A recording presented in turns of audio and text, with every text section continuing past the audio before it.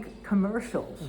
And I remember being in Australia, and Christian Barnard would come on, and he would do a cereal. He would, this is Dr. Christian, and he would go, eat your oat bran cereal. And he just sounded so nasty, because that's their accent, kind of. And so she ended up divorcing him, and when they visited us, she was with English background husband. So she's from English background. Gustav had been Afrikaner background. Mm-hmm. And so I said, she said, oh, good, you'll get a ticket on the same boat, and you'll come and stay with us, stay with my mother. Her dad was dead or divorced or something. She lived with her mom in an apartment in Durban. And so I said, great. And, because she wasn't living with Gustav then, they were just together. And I go to to get a ticket, and the guy says, let me see your health card. So I had my passport, but I didn't have a new health card. I didn't think it mattered. He said, listen to me, I don't mind taking you down there, but when you get down to South Africa, they won't let you off that ship, and then I'm gonna be stuck with you. And you know what? I'll have to take you all around, which wouldn't have been, that would have been fun, until we get back to Egypt. So I'll be stuck with you also. And you can't pay, you could just tell me you don't have the money for it. Mm-hmm. So that's it, so I can't take you. So I remembered that they left without me, and I decided, so I went to I think they left from Suez, yeah. So I went down, Suez and Cairo's not that far. One's at the end of the Suez Canal, no, one's at the beginning of the Suez Canal, and Cairo's sort of over this way. And I saw them off, and then I just went to a clinic, and I'll never forget, I went to get a yellow fever shot, and I remember the guy, I thought he was using like dirty cotton, but who knows? That's when I got my hepatitis, yeah. But meanwhile, I decided, okay, forget about the ship now. So somebody said to me, go back up to Nairobi and go to the RAA, which is like the AAA. That's the Royal. So wait, where'd you get the shot? What? Where did you get the shot? In Suez. Suez. Right. But they said go, but I was staying in Mombasa. Okay. That's when I ended up in the hospital in Mombasa, because that's where the ship. I did get on a ship, right? I got on a ship that went to Kenya. It only went to Kenya. Mm-hmm. Then you could continue on to South Africa, but on a different ship. So I remember going through the Suez Canal, and I remember thinking, oh, I'm not even seasick. Yeah, until you get to, that's because it's a canal. Right. And then when you get to the real water, it wasn't even, I was seasick, but I knew just don't eat. But I just remember all the Africans on board were just vomiting everywhere. There was just puddles of vomit, because we were in, the low class. I wasn't fourth. I tried to get fourth class, but that was dormitory, and it's all men, so they wouldn't let me, so I got third class. But sometimes we'd sneak up to second class, where they had a swimming pool too. But they would always know, oh, those are those third class people, get back. But it was great. I really enjoyed the third class. And that's where I met that guy with the gorgeous Indian eyes, from Madagascar, right. So I decided, somebody said when I was in Mombasa, and I'd been in the hospital, and then I met that German guy, Klaus, and he let me stay at his place. That was great, and that's where that horrible thing happened, with the court case.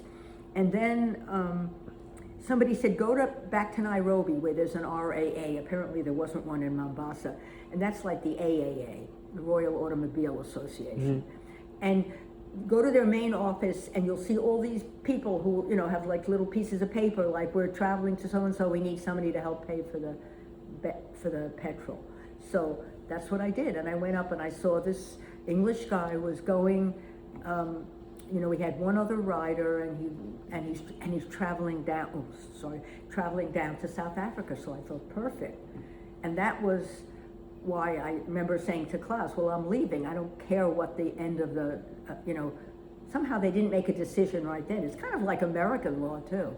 Like they keep you, well, no, they make a decision. The jury in American legal, make a decision, but they don't. They make it right away. Sentencing or whatever is later. So so the sentencing is ridiculous. Why? I could see maybe you wait a day.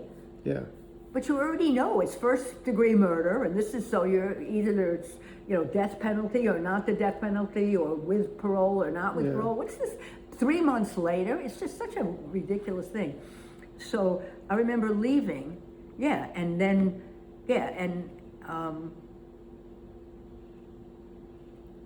but how did I? But when I was in Nairobi, we didn't even go. Sometimes I think now, I have to really go back and think what happened. It's so confusing. Because I remember getting to Nairobi and going to pick up my mail, because I told people, write me at the American Embassy in Nairobi, rather than that poste restante. I always thought, like, nah, the embassy, if you can do it at the embassy. And I remember going to the embassy, and I gave my name. There was like a little desk that you had to go to, and I gave my name, and she said, just a minute. So weird how she knew right away when I gave my name. And she goes out, and she comes back in with the ambassador, this tall, very elegant looking guy with white hair. And he says, Madeline, your mother's been she's very upset that you haven't come home. But that's where there was a letter from my Aunt Jean saying, oh, we met this girl, and when we told her that our niece is in South Africa, I was going to the same town, Pietermaritzburg, because that's where my pen pal lives. That's where your pen pal was. Yeah. So she said, oh, tell them to go see my parents. I'm going to write them or call them and tell them. So that's what I did. I went to their store. I think I went to the store first. He had a men's clothing store.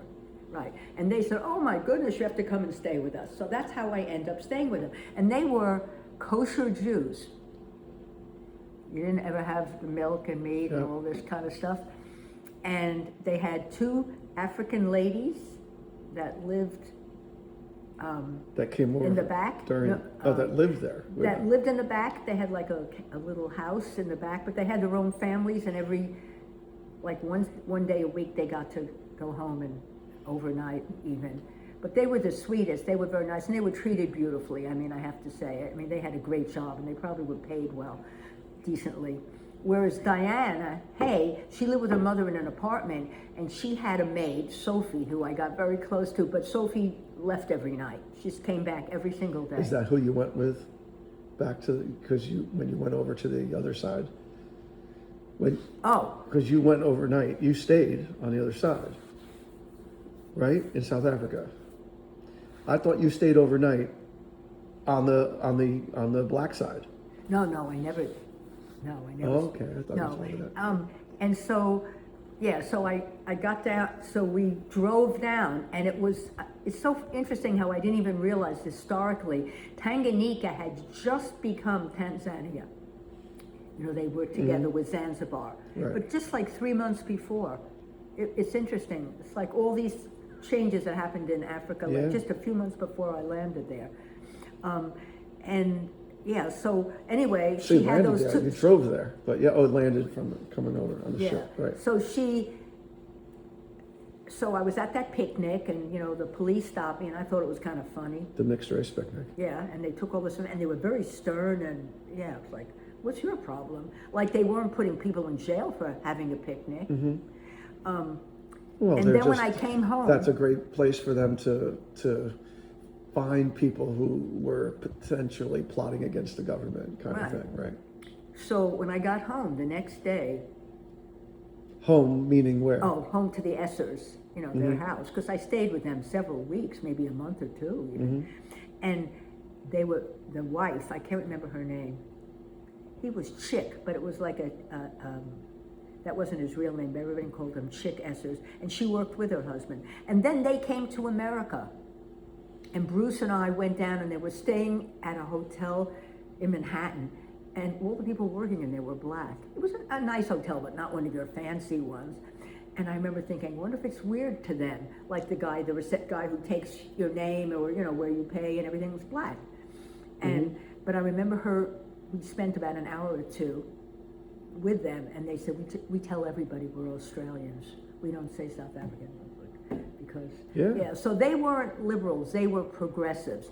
That was not quite as liberal in only one way. Liberals said blacks should have the vote no matter what, like the same, right? And progressives, the next group Right. was the Essers, and they felt they have to go to school. In other Right. words, they need to be educated, and then they can vote, but not just handing out the vote to anybody. Right. Right. As opposed to then the far right people were like, these people are savages. Yeah, they don't get anything. Yeah. And so it was so interesting in that movie when they're in South Africa, you see, God, I always remember the benches with slechts for blancos, that means only for whites. And I used to I never stayed with blacks, but I was always going in the wrong doors. Like I'd be in the post office and I'd go, boy, this one looks like a really dumpy post office. And then I'd realize everyone's black in there. They always had the crappy part of Right. the post office and the nice part, which was really nice. And the interesting thing I found when I was there was that I remember once getting on a ferry in Durban, just to see, what it was like. What's Durban? Durban is one of the biggest cities. So you have Johannesburg, Durban might be the second, and what's the capital? Pretoria, but that isn't even that big. So Durban's a big city and it's on the water. So I remember, I'm gonna take a ferry and, then you just see the whole, the country from the water. And I remember going on this ferry and I just walked to the back of it, just automatically. I always did in buses, I like being in the back, so people aren't passing you all the time. And I remember, I didn't even realize there was blacks. Most of the people on there were blacks. And they gave me these dirty looks for walking to the back where they were. And it didn't hit me until I sat down, and I thought, well, I guess they have their spot. They can't go into mine, so why should I be allowed to go to theirs?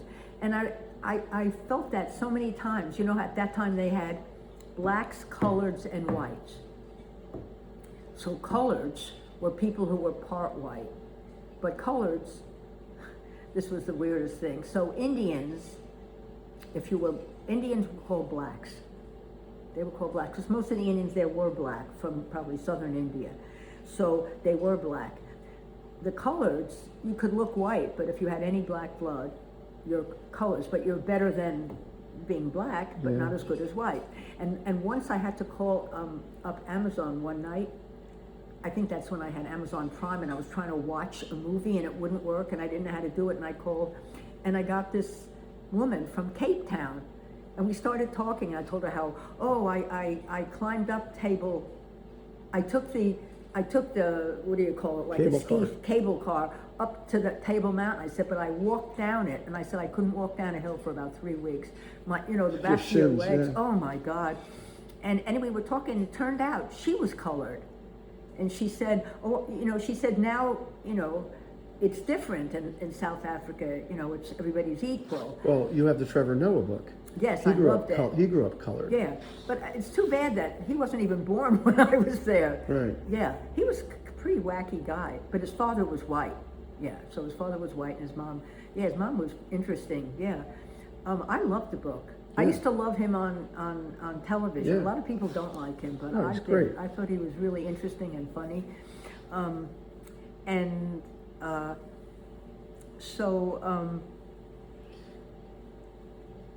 So another time I was walking in Durban. This is when I was staying with Diana,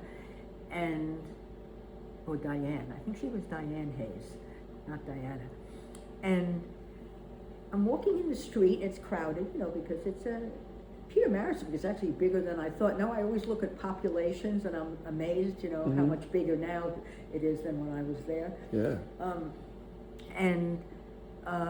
Johannesburg's one and of the this biggest cities. Indian guy was coming towards me, black Indian, but very obviously Indian, not black African, but he's still black.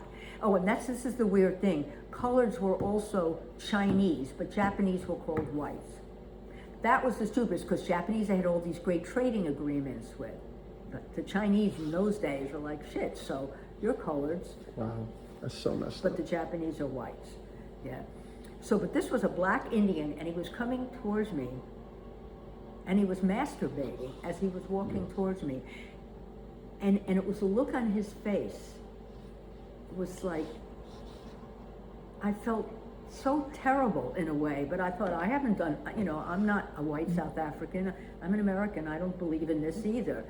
But it was almost like, yeah, I can make you feel uncomfortable now, just because you're white and you treat me like shit. That's super sad. Yeah. And then look how, what amazed me was that Oscar Pistorius, you know Yeah. Oscar Pistorius, yeah, how he got away with murder with a black judge, the woman was black judge, but how he got away with his stupid thing, he definitely killed her. He was known for being crazy anyway. So you left from South Africa to go back to America? No, so South Africa, I went to Madagascar. Oh, wow. Oh, but first I went to, Mauritius. Mm. Right, because when I took the ship, which ship is that? The first ship, wait, is it the ship? The first ship that I took, the freighter from Europe to West Africa, there were 3 passengers. Me, a guy who was going to study trees in one of those West African countries like Gabon or something, Pierre, very nice, we hung out. And then a woman who was seasick the whole time, so she never came out of her cabin. They used to bring her the food. I saw her for like 2 seconds. She was maybe in her 40s. And so you get to eat, it was a freighter, but not like later where it's all, what are they, compartments? Where you have to, you're in, where all the passengers are in one little spot and then all the freight is in another spot. This was different. You had the whole ship to yourself. And you eat with the captain and the captain. People working on the boat, right? What? And the people working on the boat. Yeah. And, no, we don't eat with them. No? Because they were all Africans. Okay. They're way down in the hold. And you used to see them, you could tell they were Muslims because they would have their little, Mass, go down yeah. and they'd be doing their prayers. And it was hot as hell down there. God, how people, in the belly of these boats, Yeah, it's crazy. these ships. So the second in command was Robert le Juge de Segre, who had a crush on me, and he was helping me with my French. And so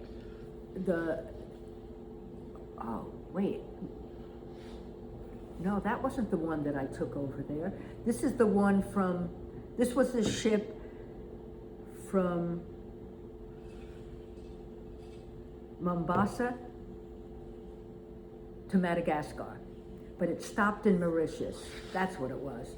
And he was from Mauritius, and he was married he was in his probably late 40s, and he was married to a woman probably in her 20s, and he had 2 little kids, but he had children from, he had been married to an American or something at one time, so he had older children, but he had 2 little, like toddlers, but, typical kind of Frenchmen, like they just think it's perfectly okay to be married and screw around.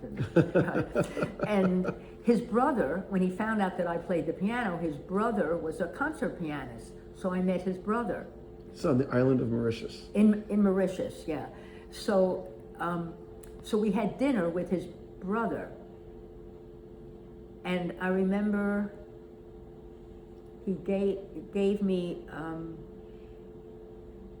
He told me that he played something that his brother, made records. So he told me the name of it, and I ended up finding the record or something from his brother, and then the next day.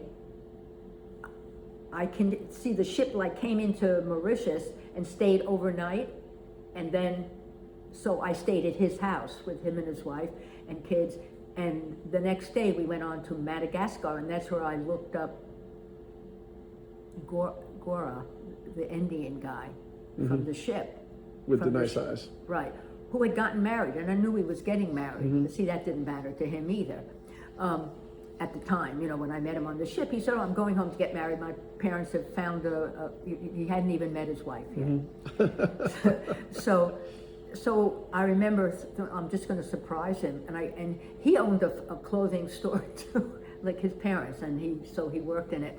And I remember just walking in and him being so shocked, and he said, and I'll never forget, he said, normally, you would come and stay at my house.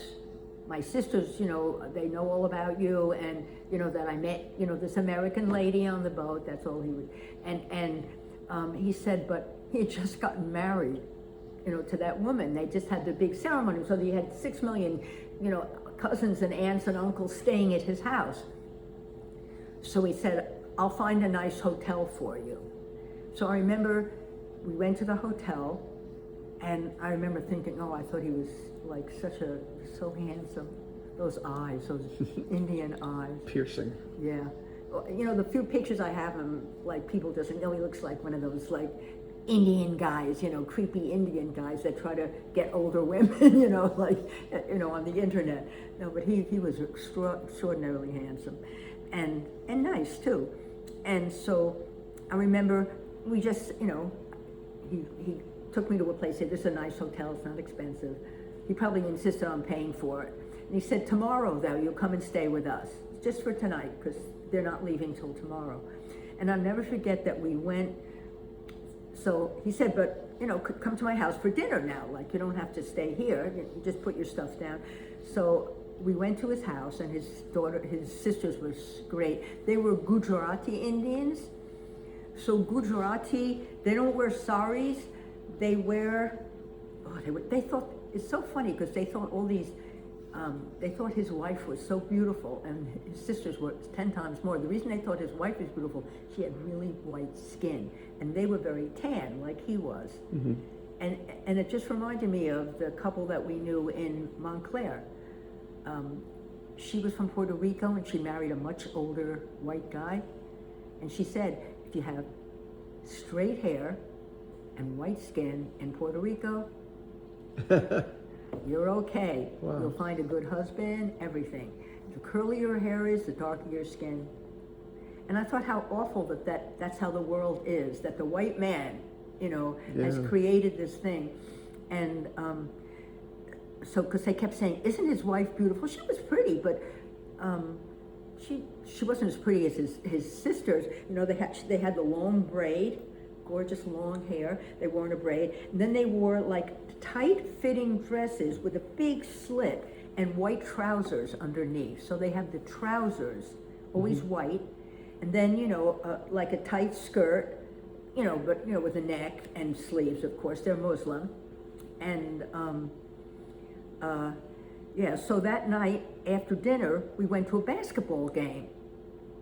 And it was I felt so awkward, like he's in the middle, his wife's on the other side, I'm on the side of him, and I'm passing out, like. But even worse than that is after I stayed a few days with them, I met, one of his aunts and uncles, and they had stayed longer than that night. They had stayed a few nights, and now they were going back to where they live, in another town down the coast in it's shaped like this, it's pretty narrow. So they lived in another one. And so we were taking them home, or they were in their car. So I was in their car, not with Gora and his wife.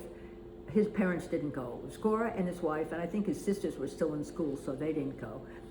So Gora and his wife were in one car, maybe with a few others, and I was with his aunt and uncle and their little boy.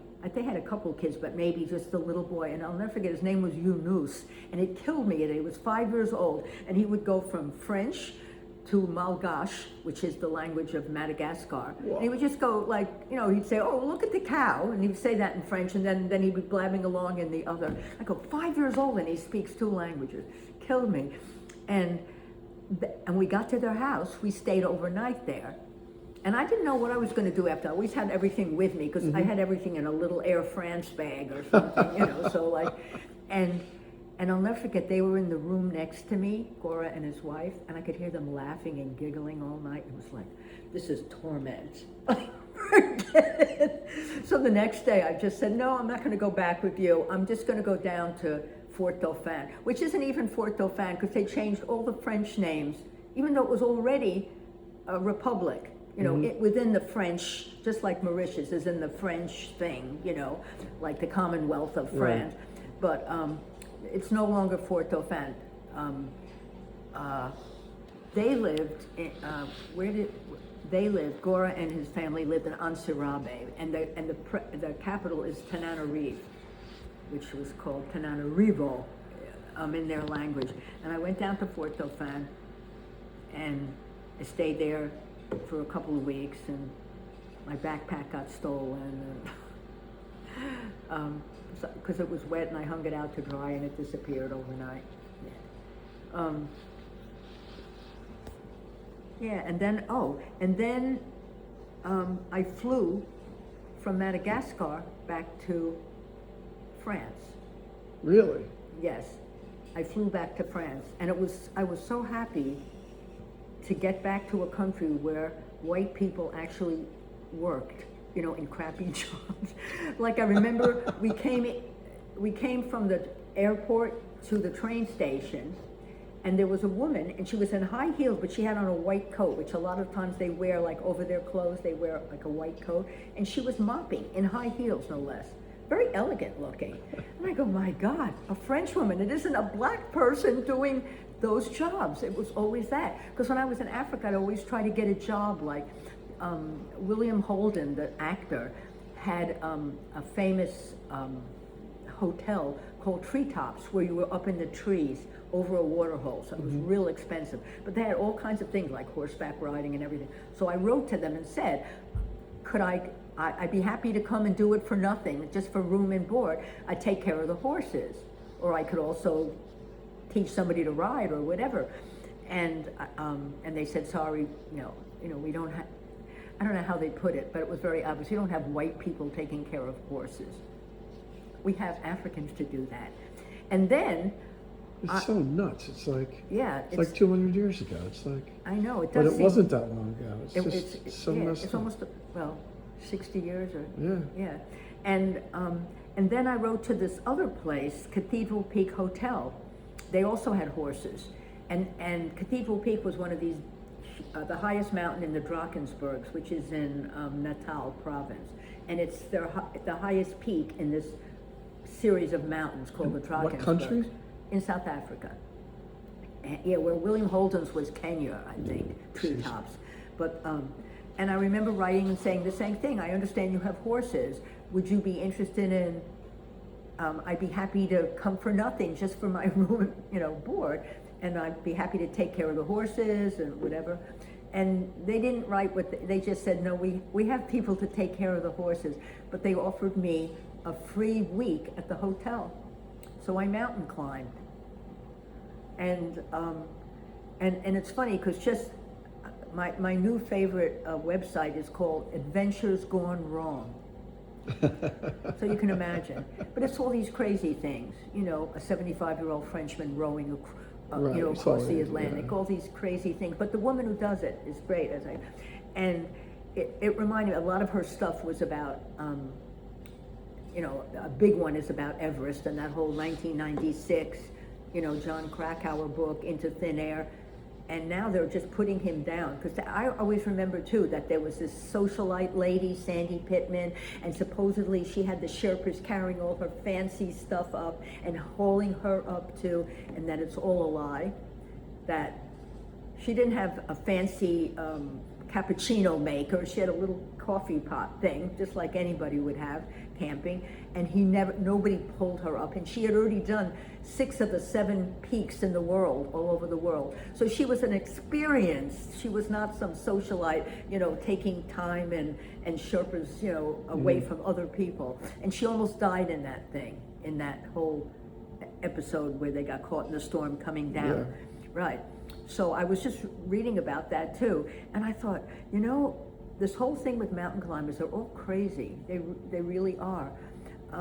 People who had little kids who would, climb Everest, and then 1 month later, I have to do K2. It's like, you did the one thing you wanted to do. Now, they're just crazy. And then when you see them going up these narrow, there's one place where it shows them, and somebody threw something across from one thing to the other, and they're walking on it with their crampons, and it's this narrow, Yeah. And they're walking on, I didn't even see a rope. It so- could also be 3 a.m. It's nuts. Yeah, because that's when they do those kind of Right. things, to get up there.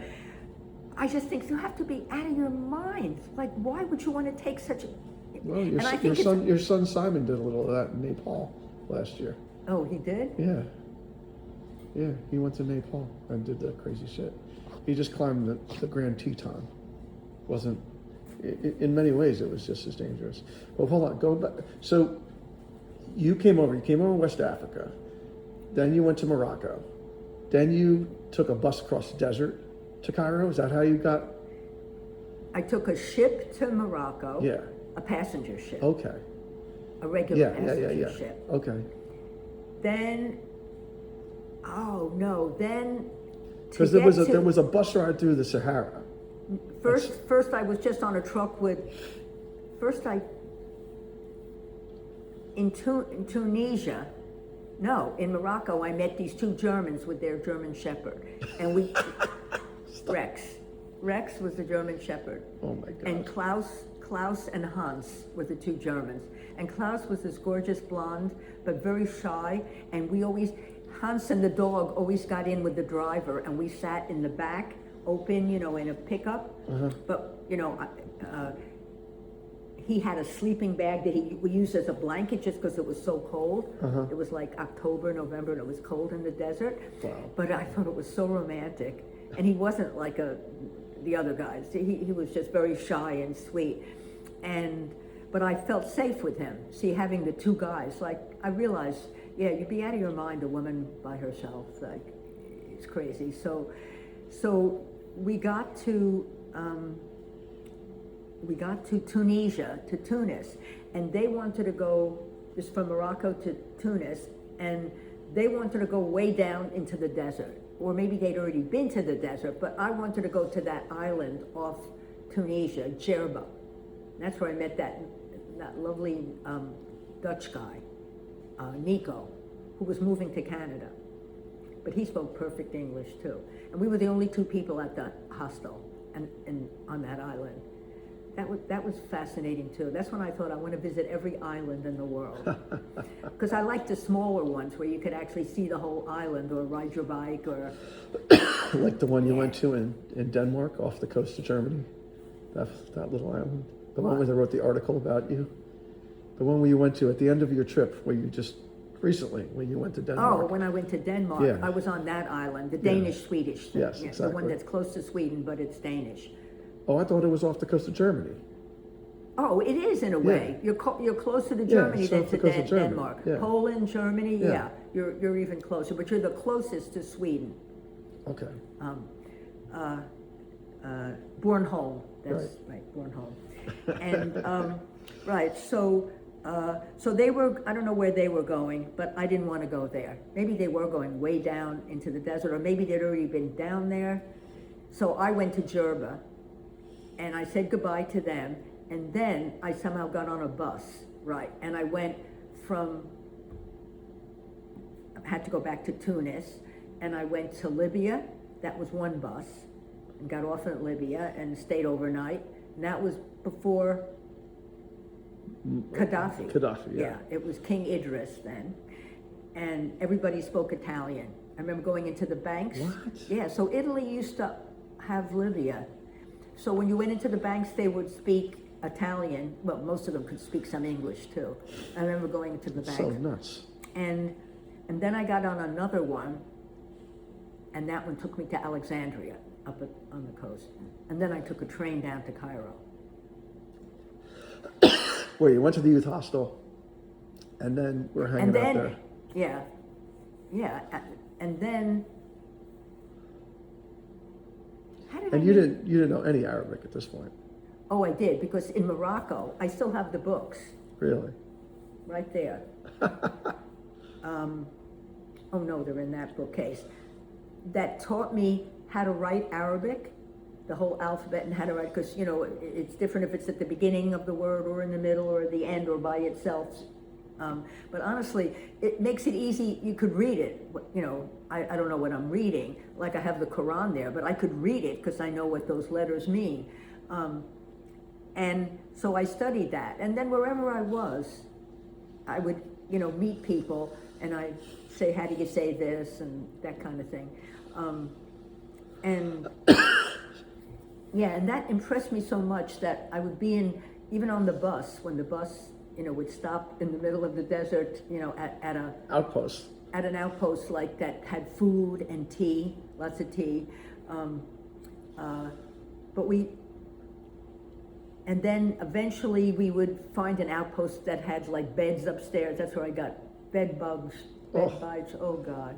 Because they would put all the women that were on the bus in one room, and the women, seeing that I'm European, would give me the bed, and they would just because put a they mat were on Muslim. the floor. But those, you knew nobody had changed those sheets for like 100 years. And I remember being on the bed the next morning scratching and having, little red marks all over me. So that was the end of that. And then I didn't stay overnight in Alexandria. I went up a couple times to Alexandria for one reason or another. From Cairo.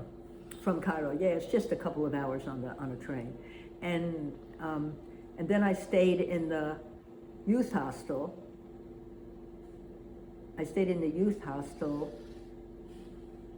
And met that English lady, Hilda, St. Vincent Beersworth Battersby.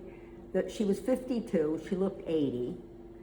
She was having an affair with one of the two Egyptian guys that ran the youth hostel that were in their 20s. And I'm telling you, she looked 80. Gray hair, weazened face, pretty fit though, and she was married to Sir Rudolph St. Vincent Beersworth Battersby. This was her second marriage, and her first marriage produced 3 children, but she said her husband was horrible, and he never understood her, and how she loved to travel, and she said he was a terrible lover, he was awful. So she divorced him, and she met Sir Rudolph, who was probably 70, like 20 years older than she was. And so that's how she got Sir Rudolph Beersworth Battersby. And when Bruce and I were on our honeymoon, we went to see him. And it was just where? In London. When we were in London, we went to see him. And he lived in this depressing apartment. And it was just like I had read about Winston Churchill, how after the war and everything was over, he was so depressed because he had nothing to do, literally. So he just sat in his dark apartment, in his bathrobe, wouldn't go out. This was him, and this is just what with a pipe.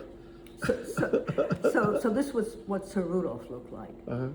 I guess he didn't know we were coming or something, but Well, I don't understand. How did you guys know him from? Because Hilda, I met at the youth hostel in Cairo. Right. And then I kept meeting her in other youth hostels going down the coast. Really? Like I met her again in Kenya before I got to Nairobi, right? And so we kind of, and she would tell me what had happened to her, and how after I left Cairo. In Cairo, the youth hostel, you could only stay for 3 days, and then you had to leave, and then you could come back. So 1 day away, then you could come back and have another 3 days. So every 3 days, Hilda and I would go to the cheapest hotel we could find in Cairo, which were actually amazing rooms, like in these old hotels. And you did get clean sheets and these terrible towels. I always remember the towels were so rough, just like their toilet paper. And we would spend the night there and then come back. Now we get 3 more days in the youth hostel. And she told me that after I left, she was having an affair with one of the 2 guys that ran. He was a nice looking guy. And I guess it's because they can have sex. Whereas if they meet a girl that they like, there is no way they have sex. They can't even kiss her, and they can't go out on a date with her without her brother coming along. So this is, a European woman. They don't care how old you are. That's why they're always following you and everything, because you're good. Possibly they get sex. And so, and I knew she was having an affair because she would come in late to the girls' room. We were in bunk beds and everything, and she'd always come in really late. So I don't know where. He must have had his own room at the hostel. And so she told me that after I left, she went on a trip to the coast with him. She says, and he brought his boyfriend along. So apparently he had a boyfriend too, as well as her. Yeah, so she was very upset. Then she got really sick, and she ended up in the hospital in Kenya, because she wasn't in a major city. She was really in the middle of kind of nowhere, and she ended up in a clinic or a hospital really sick. And then we met again in coming down before Nairobi even. But then how did you connect with the husband? Oh, so she always told me, and listen to this story. When I met her, she'd already been living in Morocco, didn't know one word of French. 2 years she lived in Morocco. She didn't know Arabic or French. What in the world? She got a job tutoring the kings. It wasn't the king of Morocco, but like one of his relatives. He was like a chief. So it was one of the big relatives of the king of Morocco. And he was a chief himself, and he had little children, and she got a job teaching them English, because she was British, right? And while they weren't a chief, it was just part of the royal family, right? She had an affair with a chief, an Arab chief, and had a baby, but got pregnant, but had an abortion. So she was probably in her early 40s then. So now she's 52, and the only reason she could be in a youth hostel, because in those days, you couldn't be over 25 and stay at a youth hostel. It's not like now. That's why it's called a youth hostel. Right. But she could, because she was one of the founders of the youth hostel, like one of the earliest people in the youth hostel thing. Movement, right. So that's why she could stay at all of them, even though she was in her 50s. Oh my God. Yeah.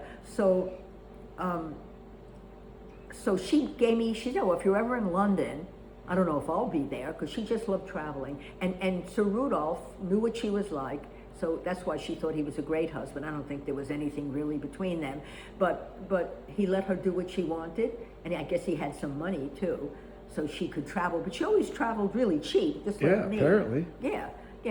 We always did the cheap thing, go to the hotel in the morning and get your supply of toilet paper, because the youth hostels didn't have toilet paper. So we would do that. We would just walk in, everybody in the morning. Oh God, it was so embarrassing, because we knew they knew why we were there. Oh gosh. But they couldn't really chase us out. We just knew where it was. We'd go into the lobby and we knew where it was. And they literally didn't have toilet. It was bring your own toilet paper at the youth hostel? Own. Yeah. Sometimes they would put like a small supply, but it was horrible. It was like corrugated paper. It wasn't even absorbent. It's not because I'm fussy, but yeah. The only time I did, like you wouldn't. When I was on my honeymoon, that's right. I was pregnant on the honeymoon, and I started to bleed a little, and I didn't know what it was, and I thought, oh my God, am I having, miscarriage? A miscarriage. And I went to a doctor, and he said, no, you have this little thing that's just sticking out there, and we need to cut it off. It's nothing. It has nothing to do with your pregnancy. And so he cut it off. And so you're pretty raw down there. Yeah, you've got stitches. Yeah. So I had to buy toilet paper, American toilet paper, because the toilet paper was so horrible that I would like scream when I was wiping myself. So I remember that's how, but yeah, we always had to, it was so weird to come back to America. And I remember being on a bus, like a long distance bus. And there was like a bathroom in the back of the bus. Yeah. And I remember, even when I got home to Syracuse, sitting down the toilet, not wrapping up toilet paper. That was the first thing you did. You sat on the toilet, you started collecting. And it was so weird not to have to do that anymore. That was your big thing, your toilet paper. Helga, so we went to see Sir Rudolph. Her name was Rudolph. Helga? What? That was her name? Helga? What was her name? Hilda St. Vincent Bearsworth Battersby. She's definitely dead. Yeah, because she'd be 30 years older You than should look her up. You should Google her. Yeah, or maybe Sir Rudolph. I wonder what he got the Sir for. I forgot what she said he did. What a depressing guy. Bruce and I couldn't wait to get out of that apartment. Why did you even go? Were you just curious? I curious? thought it'd be interesting. I said, oh, let's visit. A Sir. He's been knighted. Meanwhile, it's probably a whole who you know thing, you know? The whole monarchy is just so... It's such bullshit. It's such bullshit. So was Hilda on the train to Luxor also? Was she part of the group when you got your passport stolen?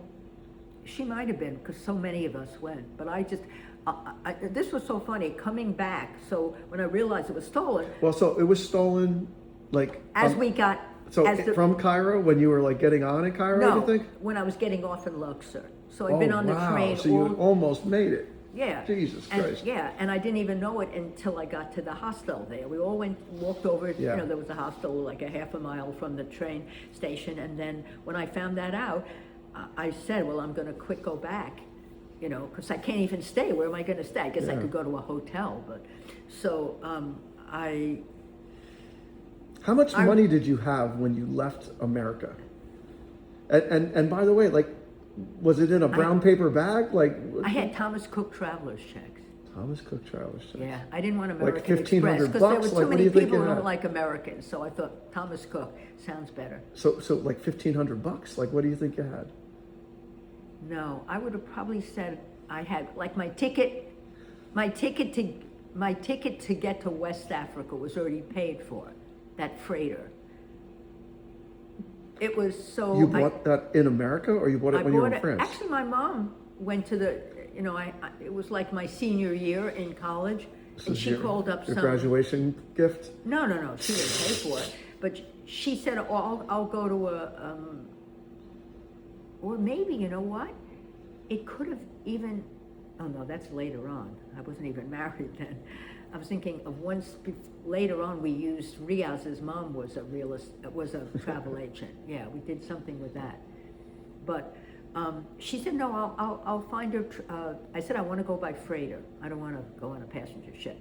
So my mother found one. So, but to get it left from France. What's huge city. To the south? Known for wine. The south or the north? Bordeaux, western, southwestern, and. So that on the Mediterranean? No, it's on the. No, that's the Atlantic Ocean, isn't it? No. No. France is not on the Atlantic Ocean. What's on the? Yes, well, England. Oh yeah, no, I guess. It is. No, it's next to, because you have Spain next to France. Yeah. So France is on the Mediterranean. right, but, so it's on the no, Mediterranean, but or what about the it's- northern part of it? that's not, is that really not- considered the Atlantic Ocean at that point? It's probably what's- something sea. Well, you're coming down the coast of Africa. What is that? That's the Atlantic Ocean, sure. Oh, so that's how we came down. Like, Yeah, so it's probably the Mediterranean then. Because you have to come out the no, Mediterranean. but to it get- wasn't on the Mediterranean. It's up higher. It's up Okay. north. But meanwhile, that's where the freighter left from. Yeah. But I had already met my friend Sue, I always want to say Sue Evans. I think it is Sue Evans. Oh, and I just saw a murder case that took place in Berlin, New Hampshire. Looks like Berlin, but they say Berlin, New Hampshire. That's where Sue came from. So she was a waitress with me for the 2 summers, both summers that I worked up at the Lake Tarleton Club, which I got through Bruce, because he had once been He had been there once, right? yeah, he was a bar waiter there. So, yeah, I ended up working 2 summers, and both of those summers there was a girl named Sue Evans, who was also a waitress, and she loved French too, just like me. So, I was a French major, she was a French major, and that second summer, like, what are you doing? I said, oh, I'm going to go to Africa, and she said, oh, you ought to come visit me. I got a job for the summer working in a cigarette factory in Brussels. Oh my God. To improve my French. And she said, you should come and visit me. So I took Iceland. Isn't Brussels in Belgium or something? Yes, but the southern part, Brussels, Yeah. is the French speaking. Oh, then you get okay. up there and They speak Belgian. and then it's the what do the French call it? Flamand, Flemish, actually, Flemish, yeah. And so, everybody was taking Icelandic Airways. I forgot what it was called. to get to Europe. That was the cheapest way for anyone to get to Europe was though. So I remember that, you know, we stopped in Iceland and it was freezing cold and they were selling those warm, and this was July, and they were Wow. selling those warm, you know, gorgeous sweaters that cost a fortune. So we were in the airport for a while, and then you fly, and this Icelandic air always lands in Luxembourg, the country Luxembourg, which Yeah. like, it was one good tennis player from Luxembourg, and they speak some language of Luxembourg, which is probably like Flemish or something. And from there, I took a train to Brussels, and you know, this is what's so amazing, that all this was done with no telephones. Yeah. How did we manage? Yeah. How did we find each other? Incredible, but It is incredible. It seems it now, but then it didn't seem. You just, But think about it. She had to And be letters- home. and She had to letters be to- home at her apartment for you to even call her. right. And calling her wasn't easy because you had to call I never collect or called whatever. her. I never called her. So this I was wrote, letters. And I told her when I was coming. Oh, maybe I did. Once I got to like Luxembourg, it wasn't so hard to call her.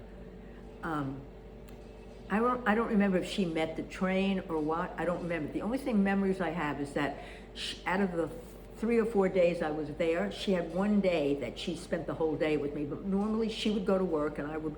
It's okay. I like wandering around. Yeah. It was so boring, Brussels. The only thing I remember is they had the best French fries. That France did not have great French fries, but Brussels had great ones, real thin, you know, greasy. And I just remember, you know, there was a million parks with statues, and, you know, it's just so not my thing, museums, I don't give a shit. Right. And I guess I stayed in her apartment with her. She had like I slept on the couch or something, I don't remember. And then from there, Brussels, I took a couple of trains and ended up in Bordeaux.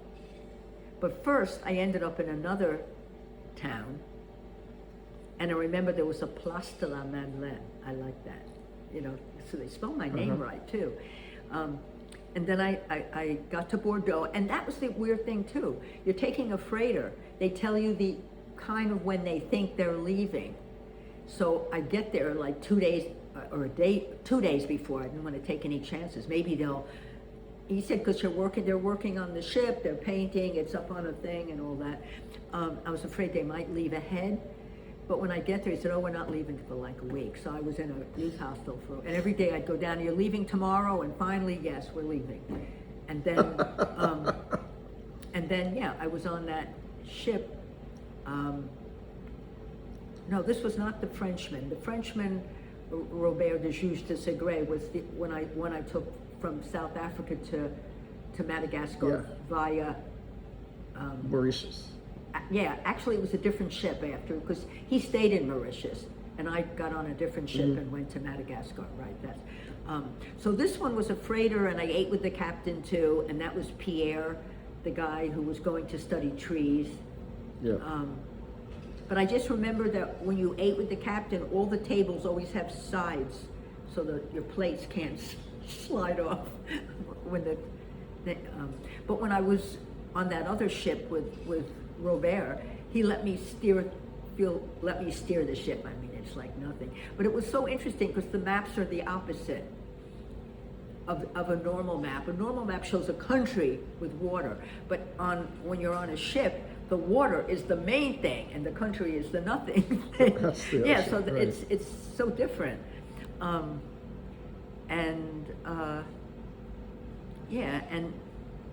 And then this is the weirdest thing. I looked up so many things. I finally remembered the name of the church that had the missionary in West Africa where Dave Russell was, where I went, you know, to Kadugu. Kadugu had huts. The only buildings in it were the house that that Dave and the guy who was with him, what were they called? Was it the Peace Corps? Peace Corps, right. Because, yeah, the Australian one is called Australian for something. So the Peace Corps, they had a house, a one-room house that they built. And the missionary had a really nice house that had like a church connected to it they had built. That was it. The rest were huts. Well, who was living in the huts? The people in Kadugu. Yeah. And it was the main town there. Like there's nothing else. And it was very close. This was in what country? It was Senegal, but very close to Mali. So Senegal's on the coast. This is as far inland as almost you could get. And I remember when we would turn the radio on, we'd get Bamako, Bamako, Bamako. That's the capital of Mali. So we would get them, because we were closer to them than we were to Dakar, which is the capital of Senegal. And they're speaking French in Senegal? Yeah, and it had become already a republic, and the president was Leopold Senghor. So I don't know, Senegal, Senghor, and he was a poet already. And all these guys, or even in Kenya, Jomo Kenyatta, they were all educated overseas. Like he was educated in Paris, so of course. They were very elegant and spoke beautiful French and everything. But the amazing thing was, I went on YouTube, and I just did Kadugu. Buses, paved roads, and then I thought, Madeline, that was 1964. Well, you got to Google Kadugu 1964. Incredible, like buses and paved roads and tons of buildings. I couldn't believe it. And then I remembered the name of the missionary who I couldn't. I couldn't. And actually in Bandon there is a church the same as that he was in. So I saw the name. I can't think of what it was now, the name of the church. But I saw it there and I recognized the name, and I Googled and I tried to get, I remembered his name was Pastor Butler. And I tried to find him in it, that he was a missionary for them. And I couldn't find it. But then somehow, I don't know, maybe somebody else put it on the website, a different website, and I found him, and his name was Talmadge Butler. And he looked like Billy Graham, but handsomer. And he had his wife. He had a wife and a 10-year-old son. And his wife reminded me of Katharine Hepburn in The African Queen. She was pale. She didn't look like he was tanned and handsome and very sociable. And, you could just tell he would be a perfect pastor. But not creepy like some of these pastors that are screwing around and everything. No, he just was charming. And he picked me up. This was all arranged without a telephone, except that I think when I got to Senegal, to Dakar, I did call. Like Dave Russell, it's all really Bruce, because he's the one who told me that, Dave's in Africa and you really ought to go, see him there. I'll give you his address, tell him that you're coming. And so that's when I decided to go to West Africa first, and I didn't know Dave really well. I mean, everybody knew him at college. We knew who he was and everything. And I think once I helped him with this Russian, because Bruce asked me. He was a political science major, and you had to study Russian if you were in political science.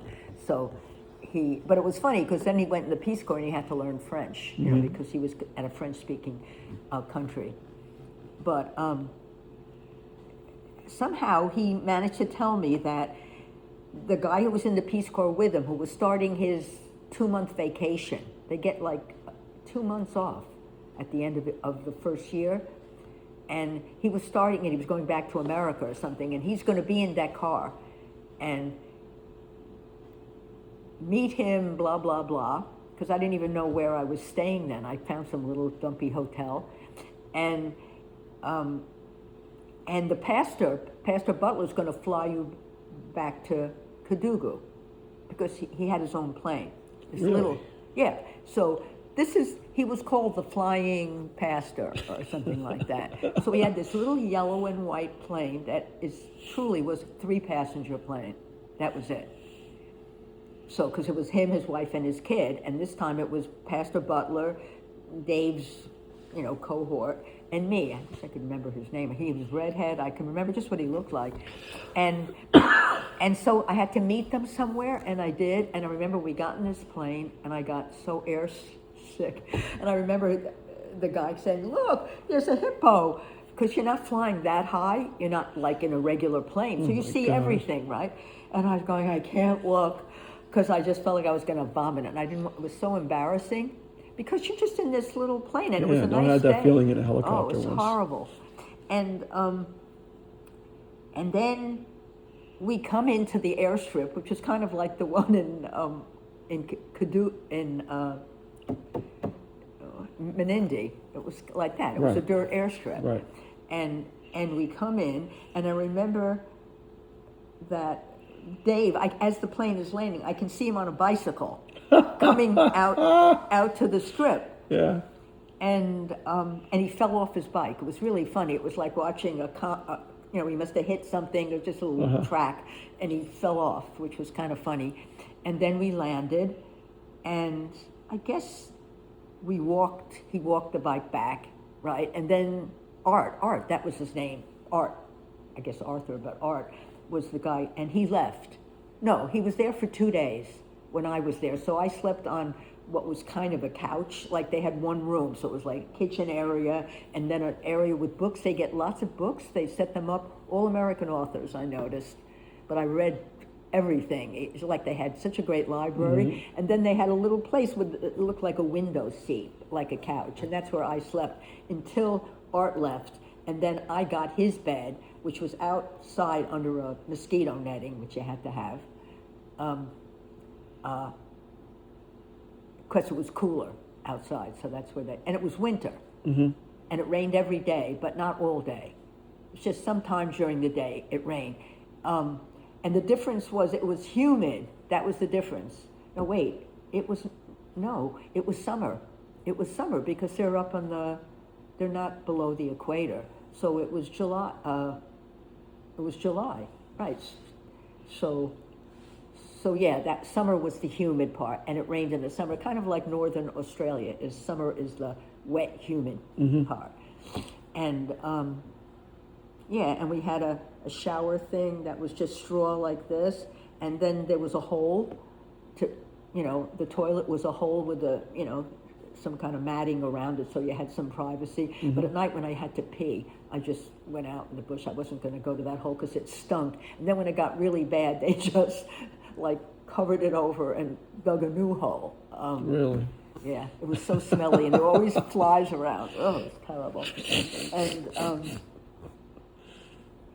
I couldn't get over. Oh, so somebody told me, I thought it was Dave, told me, Pastor Butler got killed in a plane crash. With his little plane? That he used to fly from Africa to Europe to don't tell me the word. When you have to get more gas. Refuel, yeah. So he couldn't make it all the way to America. This little plane. So he would refuel in Europe and then fly. And he came from Texas, and he would fly around the U.S. getting money, from those churches. He would then fly across the Atlantic Ocean in this little plane? In this little plane. What That's the how we got. Right. So he came from from Texas, and it turned out that he had some other kind of job, and he decided kind of later in life, meaning he wasn't 20, he was already in his 30s for sure, late 30s, and to become a pastor. And he was called the Flying Pastor. So now I looked up Talmadge Butler, and it was incredible. I heard that he had a plane crash, but in actual fact, he was kind of lost in the Bermuda Triangle. They never found him. He was in Florida, and he would fly to these islands, to have a service and all that kind of stuff. And he never made it to one of them. Just disappeared. And all the people back in Africa, not even Kadougou, like the main office, I guess, was somewhere, maybe Dakar. They were waiting for him to come home, and they were talking about how they were, so excited he was coming back because he'd been away. He would go away for like 6 months, to earn money, to come back. And that's what they do, because I've known other people who were missionaries in other countries, and it's all paid for because they have to go and kind of talk up Christianity. And and he was flying from Florida that day out to an island which was not even that long, but it was the basic Bermuda Triangle kind of thing. Except Bermuda's kind of up more, but it is up. But he disappeared. The plane disappeared, and they never found him ever. Never found the plane, never found anything. That's kind of weird. Yeah. So a lot of shit goes down in the Bermuda Triangle, at least back then. A lot did. used to talk about it a lot when I was a kid. There was TV shows all the time about it. Yeah, I wonder. I just feel like I'm glad I'm not like these people who like to do those kind of things. Yeah, that I'm scared enough going on a Ferris wheel. I don't need that to feel alive. But obviously those people do, like the mountain climbers. They're crazy. They're truly crazy. It's not even like, I can see like a long hike or something. Or we climbed up Simon when he was, 12? And Paul and I climbed up Mount Washington. And that's a really dangerous area where people die too.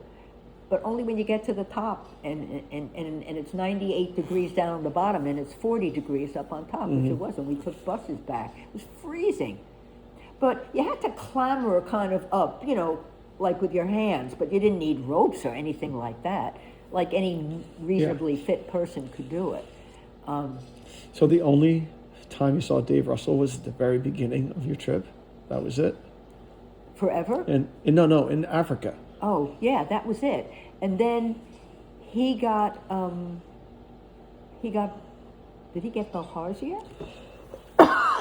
That's that horrible thing with worms and it's inside you. I don't know. Scarlet fever? That's why you're not supposed to ever swim in the, in the normal water there, which looks clean enough. And you see all the African women washing their clothes there. Yeah. And they're sit in the water. Yeah. But I remember I went in the water because I was doing, these African ladies were showing me how they, how they wash their clothes at the river. And I went in the river because it was really hot. And I remember Dave said, "You're an idiot. Don't ever do that. There's these worms, horrible worms." And but he got really sick, and they sent him back, and he was on a hospital on that island, where they have a huge hospital, like for people coming into the United States. What's that island? Like where all the people... Ellis Island? Ellis Island. So I think he was on that island because they have a huge hospital. So in case you're coming from another country and you've got some disease or something. Yeah. And he had to be on that island for several weeks. And then they sent him back to do another year, but he never had to finish for some reason. He didn't finish the whole year. So he was the one, when I was in Madagascar, now I want to get home to France, and I have no more money, literally no more money. The only way I even got to stay places is that I would stop at a youth hostel and say I have no money, but I would wash dishes or something, and I could stay there overnight. And then I remember once I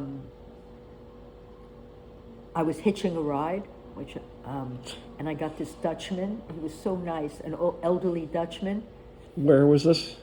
Where would it be? In France, I guess, because when I came from Madagascar, it was France, and I never went to any other country. I was going to pick grapes, but unfortunately that year, the grapes hadn't ripened yet. Like normally in September, that's when you do it, and it was September, early September. Everybody said you can get a job, picking grapes. And when I got down there, they said sorry. And I remember a truck driver gave me a ride to this motel restaurant. And I remember him saying, "Oh, I'll get a room with 2 beds, don't worry, about that." And I said, "No, I don't think so." But he must have asked the people who ran the motel, Jackie and Laurent. Look how I remember that. Jackie and Laurent, I guess they owned it and ran it. So they have a bar, with all different coffees and drinks. Mm-hmm. Then they have a kitchen, and they serve real food. Like, I was the dishwasher. Holy shit, the pots, they're making like French food, But during the day, between lunch and dinner, or even in the morning, they allowed me to work in the bar. And they said, any tips you get, you can keep. So I would get tips. They taught me how to make different drinks. Uh-huh. It was mostly coffee drinks during the day. And we went to see them too, Bruce and I, on our honeymoon. Oh, that's great. And yeah, and it was, and when I look back, I think, well, it wasn't that much longer. It was like the next year. Because I came home in September, then I married him in that June. The next June, it happened really fast. You really weren't home for that long. I wasn't home, yeah. So I only hadn't seen him for a year. And that was in the Montélimar, which is the nougat capital, where they sell the nougat candy. Some nougat is good. Yeah, so Jackie and Laurent were still there. They didn't have kids. Yeah, but I couldn't believe when I looked up Cadogo and saw this like noisy, loud city, and it was just huts when I was there. Huts, or just these like the people who made the clothing, which was just a thing around you for a skirt, and then the top would be like a sleeveless, like a guinea T-shirt kind of, but it was full. And it was all men, and they would sit under these like roofs. They just put like some kind of plank on top of them, and they had sewing machines. It was all men who did it, but it wasn't a house, and there was, except for the church and his house. Well, you said it had just become a country, well, before that it was a country, but I mean, Dakar was a huge city and very French. When you're in Dakar and you take they call it the Corniche, is always the beautiful road along the water, along the ocean. And, gorgeous buildings. And, well, it's like, when I was in Mombasa and I was in that court case, you should have seen that courthouse. Gorgeous, like shining, gorgeous wood, where the judge the courthouse, because you told me the police station looked like a tiny little house. Yeah, that was nothing. The police station was like nothing. But yeah, they built, all the Europeans who lived there.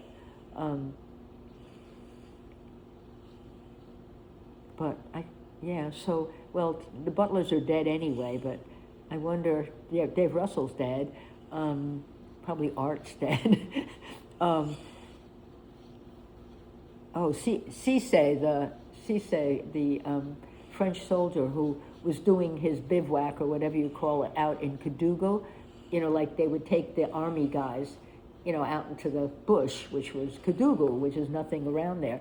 And somehow Dave had gotten to know him, I guess because he knew there were 2 Peace Corps guys, so he'd come over and visit, and he spoke very good French. Because where do they get their training? All the military, they go to France for 3 years. That's where Gora was. He was doing his military for 3 years in France. And so Cisse used to come over in his uniform, always had his uniform on, his beret. I love the berets. And he was very nice, and he, we'd cook dinner for him. And then when I was in Dakar, ready to leave, I'd gotten a boat to go down to. I was taking a ship up. I was taking a ship up to Morocco. So before the ship left, I was in a hotel somewhere in Dakar, and who do I see in the street but Cisse in Dakar? And he recognizes me, and you have to come, I'm taking you to dinner. And I remember that we went into a restaurant, and it was a French restaurant, and the maitre d' was a Frenchman, an elderly Frenchman. And I remember him bowing to us. We were like the first people there. It was like early dinner, and other people hadn't come yet. And I remember him bowing to us and, sitting us. And I thought, wow, the people are so nice here. And that was the difference. In East Africa, in Mombasa or in Nairobi, you're not seen with a black guy. Like, you would be maybe they do, black guy with a white woman, they don't like, but it's not so bad. But certainly a white guy with a black woman. And I remember the first place I ever stayed after my hepatitis was with this older French lady, and she was a divorcee and very bitter. And she just said, the British, she was British, not French, because, this is Kenya, so it was British. And she said, they would never be seen with an African woman during the day, but that's where they go at night, to the whores, she was very bitter. And I stayed with her, and I met her because when I had hepatitis, she came to visit a woman who was in the next bed. This was like a huge ward with like maybe it was a huge room. Isn't there a serious incubation period though for hepatitis? Yeah, you know where I intubated it? On that trip all the way down. It took a month, and that's how long it takes. So I felt great the whole trip until I landed. And then, like, I was there 2 days, and I just started, you know, the way you felt, just horrible. And,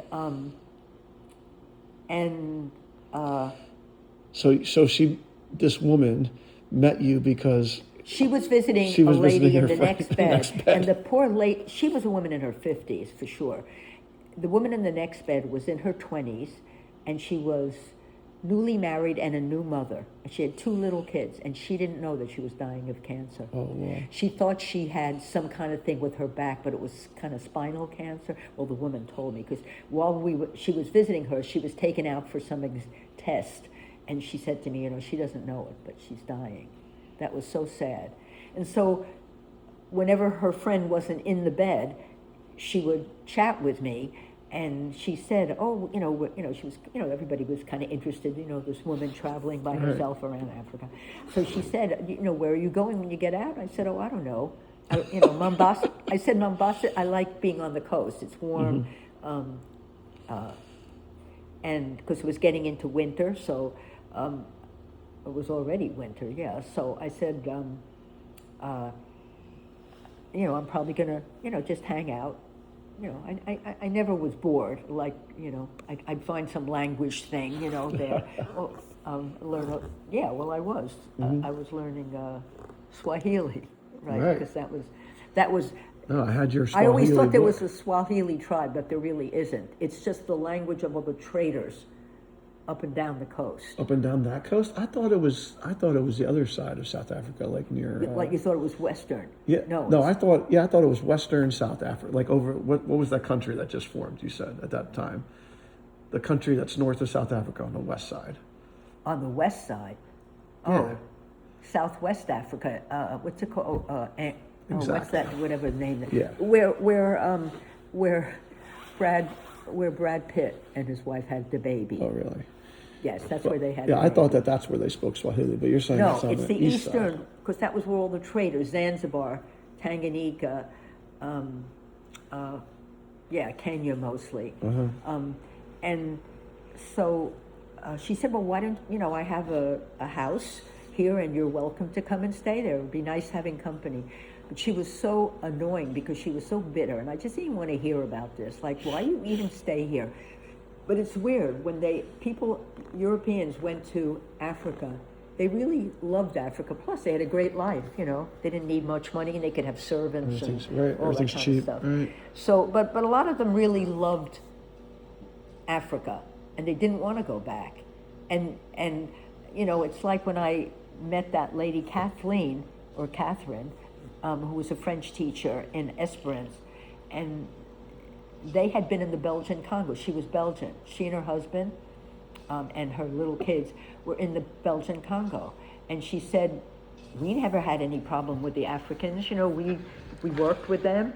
And then that was when the Belgian Congo was becoming a republic, and there was Zimbabwe. the French and the Belgian. Yeah, so I always forget what one is now the Republic of the Congo, and the other one, it's almost the same name, but one was the old French one and one was the Belgian. And supposedly the Belgians were worse, but the French were much nicer. And that's how I felt when I was with Cisse, and that guy, bowed to us. Like, it wasn't embarrassing being with an African. And you saw a lot of mixed, like on the beaches, you'd see a Frenchman with an African wife and the kids of every different color and kind of hair and everything. Whereas English, no, you didn't see that.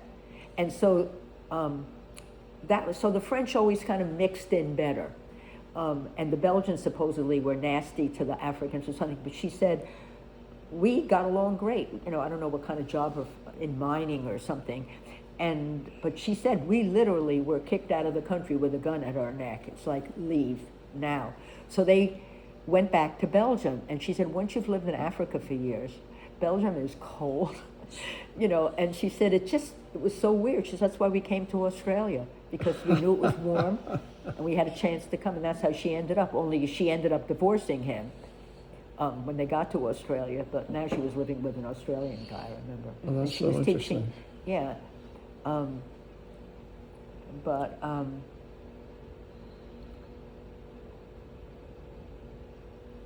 yeah.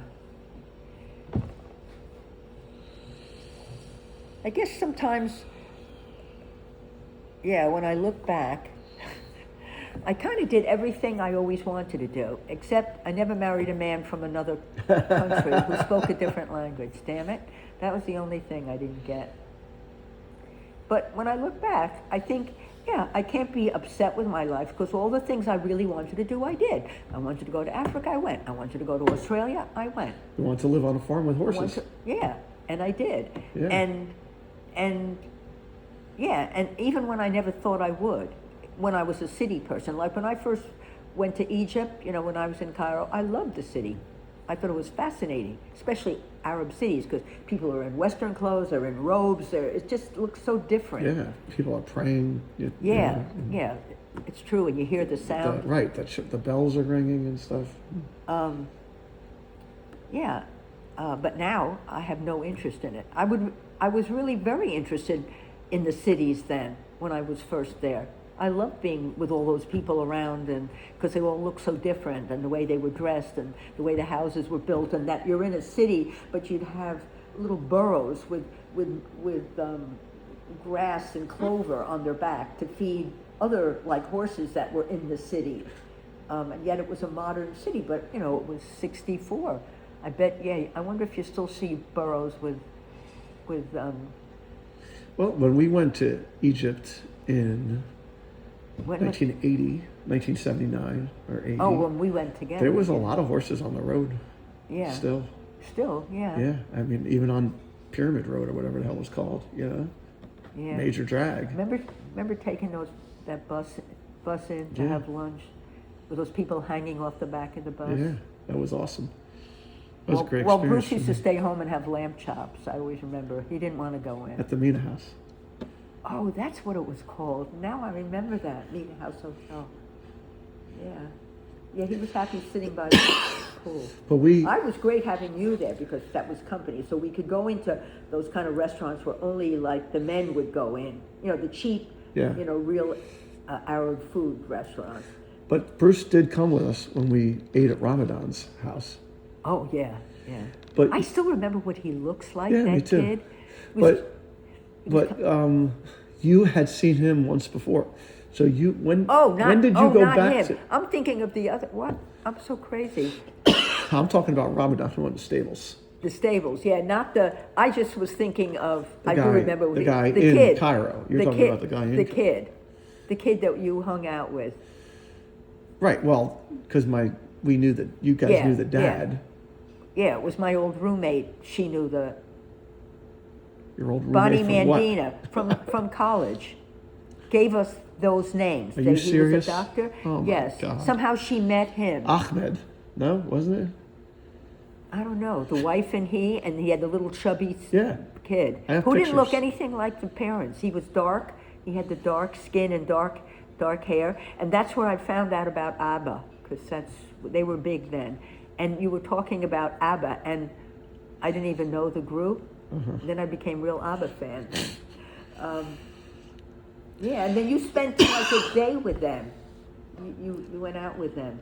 Yeah. Yeah. They were lovely. They were really nice people. I remember after that when we went to Israel. It was much. Yeah. They weren't as nice. People weren't as except nice. in Gaza. They were very nice in Gaza even though it's probably completely leveled right now. Right. Oh yeah, I wonder whatever happened to her. I bet Bruce knows. I don't think so. Anissa, he wouldn't. That was when he was at Samuel Klein. That's not. Oh, that was Samuel Klein. Yeah. He wasn't with the other ones No. yet. There's no way he knows. I mean, I'll ask him. Anissa and Najwan. What? Najwan? Najwa. Yeah. Najwa. And her husband's name? He was a chemist, an engineer. Yeah, he's the one who told me that the only good decaffeinated drinks are from Europe because they do it naturally with water, not with the horrible drugs and crap that they stick in America. And after that, I didn't want to have anything. No more tabs. That's what got you off a tab. Oh, Tab was horrible. I know, no, but then I finally got off the other thing. Diet Pepsis. You were drinking Diet Pepsis Yeah, at the time. I was drinking Diet Pepsi. Yeah. And then I got off it, and then I went back on it, and now I couldn't even imagine having it. No, I was having it again here. And Teddy came to visit, or Zoe, and she goes, oh my God, don't drink that stuff. And that's it. It's much better to drink the regular I know. poison. I should be yeah. dead already. Oh, so this is really weird. I was drinking this new drink that I suddenly discovered. It looks like the one that Starbucks one that I got today. Uh-huh. But this one, because they had it in bottles like that, in the cold apartment. And it's weird. Apparently when it's in a sized bottle like that, it has to be refrigerated. This was called Super Coffee. And it has to be refrigerated, but when it's in little bottles, it doesn't. And so I like the taller bottles, but they stopped having them. And then Walmart stopped having them.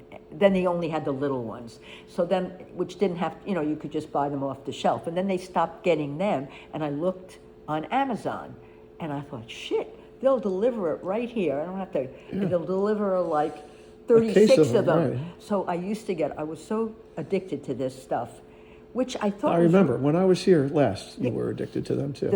No, that was a different one. No, because that was the one that Jill looked at it and she said, no, I'm not. Well, also, I bought you some. Oh, yeah, for your there was birthday. some. Yeah. What, here? Yeah, and I sent them to you. No, that was. It was one of those weird coffee drinks that you liked at the time that I was here 2 years ago. Oh. Yeah, maybe. Yeah, so maybe you were here 2 years ago? Yeah. How could you not know 3 years Carlito? ago. I've had him 3 years, All right, over 3 years years. ago. What, it was right before you got Carlito. Maybe it was 4 years. I don't know. That was 2022. Yes. May 2022. Right. So I was here February of 2020. Okay, so I was addicted to the Super Coffee, and I used to buy 3 orders. You're going to laugh at this. Every 2 weeks. You know how heavy that was? Yeah. It would come in this huge box, and once they wouldn't deliver it, and I said, but you always deliver. And they go, well, we're coming from this direction. They're always coming from this direction, and we can't turn into your driveway to put it in that box. It just fit into that box because then we have to back out into traffic. And I go, traffic? Hardly. And you don't have to. You can just come across the highway going in the same direction and then just look and go back. And so I had to pick it up there, and I was getting really annoyed because I was Should deliver it addicted. to your guy across the street's house. What? Yeah, nobody's there. Right. Ever. So, and the trouble was, it was a woman often. So I said, I don't understand. Isn't it, FedEx or anything? And so apparently no, because once they put a little brown thing in there saying, we tried to deliver, you weren't home. And I was going, what do you mean I'm not home? You don't bring it to the house. You just leave it there in the box or underneath the box or something. And apparently they couldn't park there because she'd have to carry this huge box, which I couldn't even lift. I used to bring my wheelbarrow out, So, and it was so weird because I started thinking, it's kind of changed, or maybe it's my taste buds. Like, it doesn't taste that much like coffee. And this was this incredible thing that these students in college used to make for the other kids who wanted a healthy drink. No sugar. They use plant things, right? So I thought, my taste buds or something. It just tastes, but I still was drinking because I thought it's good for you. And it's so much cheaper from Amazon. And not only just cheaper, but if they get it cheaper, then you get it cheaper. So it was different prices, but sometimes it would be really low. And then one day, I don't know what made me look at it. And I'm saying, I'm getting kind of annoyed. If I have to go pick it up there, I said, would you hold it though she said, we hold it for 2 weeks. Because I said, when I'm shopping and I'm going in that way, but I'm not going to make a 22-mile trip just to get this package. So I was thinking, well, this is getting annoying, but I was so addicted to it. So I'm looking, where you order it. And so I had, a subscription every 2 weeks. A cheaper price. I had a subscription. Yeah, it was great. And And that was more than I needed, but if I only got 2 orders, then I was stuck with a few days where I couldn't. And then summer was coming, and I would drink a lot, 3 times, 3 bottles, little bottles, and I add like oat milk to it or something. Yeah. So one day I'm looking at what people say about it. And it was incredible. Some people would, because this is what always happens. Always, always. You get a good product, and then they have to change it, because they're trying to make more money. Right. Right. So this was just super coffee, vanilla latte, and then they had the regular coffee. I remember this. Now it's 8 different flavors. Got caramel this and Right. 14 different flavors. So when you read what people say about it, somebody says, "Oh, I hate this one, but if I mix these 3 together, this is great." And so I'm reading this, and I think everybody's different, Some people like this one, some people can't stand this one. And then I see, and they all have, all the stars, right? Right. And then I come to one, there's only 1 star, and the person says, they took out one of the sweeteners, which was like a plant thing, perfectly healthy, and now they're putting in sucralose, and it's a poison. So I think, what? And now I realize that the taste had changed. So I have like 40 bottles still down there, right? And I look, and there's sucralose. So I look up sucralose. It's a fucking poison. Yeah. Right. And I'm thinking, oh my God, how could they get away with this? And why did they change it? It was great. Because sucralose is cheap. Yeah. So this is what. So I write to them. I find, and so great, you don't have to talk to them, with this, chat emailed? thing. I emailed them, and I said, and I think my subject thing was, why on earth did you change a great thing? That was the title, right? And I go, hello, and I wanted to write to the 2 guys who started it, who are probably in now 30. Who probably sold it and have nothing to do with it anymore. Oh, you think, no. Absolutely. Really? Absolutely. So I get this guy named Joel Fisher. He responds to and I said, I don't understand why you would put in something that they're sure is so horrible for humans. Yes, it's next to the last thing, so there's not much of it, but why would you do it? It was perfectly good the way it was. And I get this really nice, "Hi, Madeline," from Joel Fisher, big long thing. And it says, there were people who felt that it wasn't sweet enough, and we were having trouble getting that other thing, bullshit. They got it for years. And he said, but we did lots of testing, and the amount of sucralose that is in there is perfectly okay, because it's so little that it's just wiped out of your body. It just goes out of your body like vitamin B's go out of your body or something like that. He didn't say that, but that's, certain vitamins, just you pee it out. Right. And I'm thinking, yeah, but I'm drinking 3 or 4 bottles of that a day. So I write to him. And when I wrote and got his reply, I said, I'm 83. I wasn't quite yet, but I said, I'm 83. And I said, I'm your best customer. I don't know how many people order 36 bottles of it every 14 days. So I said, but you have something. So he writes me this, that it's perfectly, and we've done 1 million tests. And so I write him back, and I said, you know what, Joel? It's great. I'll say one thing about you, is that you actually respond. You don't have like a form letter. Yeah. You actually respond and try to explain. Well, I bet you the first thing he sent was something that he copied and pasted, because he's had to write it 100 times. But it sounded very personal. Yes. But so he said, so I said, but why? Why would you even have an infinitesimal amount of something that's known to be a poison? How could you do that? And you didn't warn anybody. But it shows, on the websites, so there's tons of websites now explaining this in Super Coffee. Right. So obviously other people saw it too. Thank God for that person who wrote it. Thank you. No, it's great that Amazon didn't delete it, right? Because they could. Yeah. Oh, but this was weird too. Two times before I wrote that, before I saw that, that's why would I even be looking at that? I was already ordering it for years, because for 2 weeks they said, sorry, we can't send it, we're having trouble getting it. And then 2 weeks later, sorry, we can't get it. So I was kind of panicking, but thinking, oh, well, you shouldn't get so, obsessed with one thing. So now I'm obsessed with Yasso frozen yogurts, but, something will happen there too. But I thought, and I said, but this is what always happens, I wrote to Joel.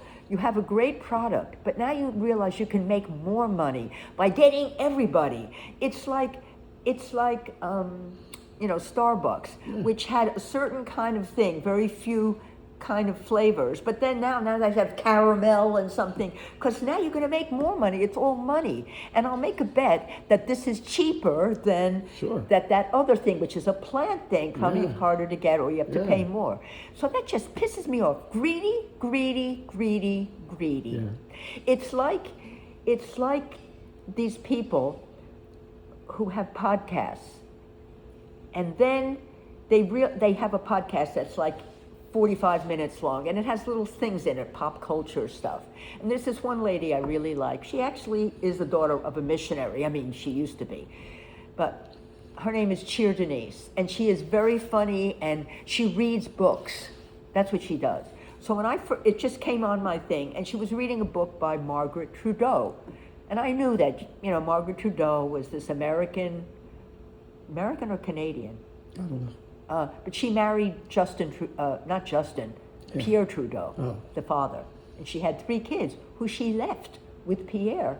She couldn't deal with him anymore. She left, and she sort of was this flower child and having affairs with, famous musicians and all this stuff. She was a kind of selfish, everything, but her book was interesting.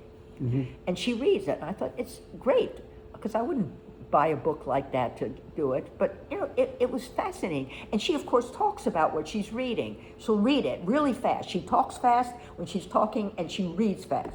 And she has enormous number of subscribers. But I don't know how to subscribe anymore, because you used to just hit subscribe and you will subscribe. Now you have to put in, is it Google, is it this, is it what's your password for this, what's your password for that? Screw it, I'm not bothering, I don't subscribe. There's this one guy with Spanish called Q Paul, because he used to live. I could help you with this, by the way. I could help you. And I like him, so he just says, hit the like. So I hit the like. I'm happy to do that. He's great. I wish I had him as a teacher. So I could give up Duolingo, so are you talking about you listen to these on YouTube? Yeah, on YouTube. Yeah. And so on YouTube, you subscribe, but there's ones on YouTube that if you subscribe, they want your money. Oh, no. What they have is this. When you can just subscribe, or you could become a patron, and like $5 a month or something. And now they're showing things. They used to say, and we do special for things. Those people. But now they're showing what the special things are, and if you try hitting it, you can't see it. Yeah. Right. So even that Adventure's Gone Wrong, she has a special thing. I don't subscribe to anybody. And the ones that really annoy me, like Gil Gross, the tennis guy, is we're not idiots. We see the big word subscribe. Why do you have to say it 19 times? You've been doing this for 4 years. He doesn't say it at the beginning. At the very end, he says, okay, I'll see you next week. And don't forget to subscribe. And he goes like this. I always stop him before he says that. And I thought, I'm not subscribing because you're telling me to subscribe. I'm not an idiot. And people will say it at the beginning. You haven't even watched it. But Mom, subscribe means... They get money. No. Well... They do. You're not paying money to subscribe on these things. No. But it gives them more power with YouTube to say, hey, I have 10,000 subscribers. Yeah. Right? And when you get a certain amount of subscribers, they get more advertising revenue. I know. So then there's an advertisement every 4 seconds. Yeah. So Cheer Denise already had 100,000, and she gets like 1.5K comments. Yeah. People love her. Right. So she used to read books, and then once a week she would do pop culture. Generally Harry and Meghan. Aren't people sick of these two people? They're such liars. Their pictures that they put on are not even their kids. They're different kids each time. How did they get away with that? And yet, that YouTube lets them get away with that, but you can't say suicide on YouTube. You have to say unalive yourself or something. But incredible, but you could lie. Do you know that, I saw one and it said how this mother and daughter were climbing K2 and they disappeared. So I'm listening and I go, it's AI. You know how I know? Because this is what they said. So they started from their home in Seattle. Washington's, so it's AI. And then I look at the comments and somebody said, you can't even find these people in Google. If they've died climbing K2, they're somewhere on Google, right? They don't even exist. So now they're doing phony things on YouTube. And you could tell because they'll show them as a child and someone will write like, God, that looked just like the mother when she was young. Then they show her later and it's a different person. How do they get away with this shit? You can put anything you want up. So now I'm happy. I'm going, Madeline, you're just watching tennis matches. Not even tennis mavens, because Gil Gross can't even pronounce Damon Yauer right, so screw him. And all he talks about is percentages anyway. So you'll just watch the matches, and it is great because, the famous Carlos one, where he was behind 2 matches, with Roland Garros, and then he won the next 3 and beat Sinner. That is the most exciting. I remember I was doing my Sudoku because I was having a heart attack. But when he lost the first 2, I went, he's come back. I'm not worried. And then he did. It was so exciting. You can see that whole thing, 5.5 hours on YouTube. Wow. And they'll keep it on. Sure. And the good thing about ads on YouTube is that you can just hit it. Whereas when you're watching DirecTV, it's like a million ads and you can't hit it. But so Cheer Denise, she has this pop culture and she'll talk about the Kardashians. I want to email her and go, you're so smart, you're so funny, you're adorable to look at. She's a talent and she was a teacher and she loves teaching. She loved teaching, but now she's in Washington because her husband's like a Secret Service person. And she said, when we left Texas, we really cried when we came to Washington. We hated it. But now they live in Virginia. And you know what I noticed? She'll do that pop culture thing, and then she'll take one section of it, and she'll put it on a few days later. She's every single day she's on. Yeah. She's now reading, and then she said, because some people only watch things in small. So she'll put it on, but that gets them more money, more watches. Those little short things, which I hate. Yeah. I hate those short things. They're all crap. But that's how young people ingest. The only ones I like are when it shows famous dads with their daughters. And then you see them as babies, and you see them late, 30 years later, or sometimes they're dead now. So you see them like in 1940, and then you see them in 1990. No, that's kind of fun to watch. But I said, Madeline, don't fall for that. Don't watch any of that shit. So I watched The Adventures Gone Wrong, and because the comments are funny sometimes. The people will say, I'm just so happy being a couch potato. I'm happy. And I love the ones that show old people in the wilds of, not Siberia, but someplace in Russia where they don't have running water. Oh, they had a TV set. No, she had a TV set. Sometimes they're not too big. These are the people that get to be 110 years old and stuff like that? Yeah, and they're walking with a cane, but they manage to cook and they use everything. That's how I'm getting, with my water. But, I don't know if you noticed, under the chook house, I had these things filled with like old dried grass. That's the first grass in spring. And if you don't remove it, it's just covering your lawn because it's so long and everything. So I keep it. And then when it rains a lot and everything is so wet, that outside part of the goat shed, that annex, I just put that there. And then when I throw it, I just throw it off the road. It's nothing bad. Yeah. In fact, it's making everything grow.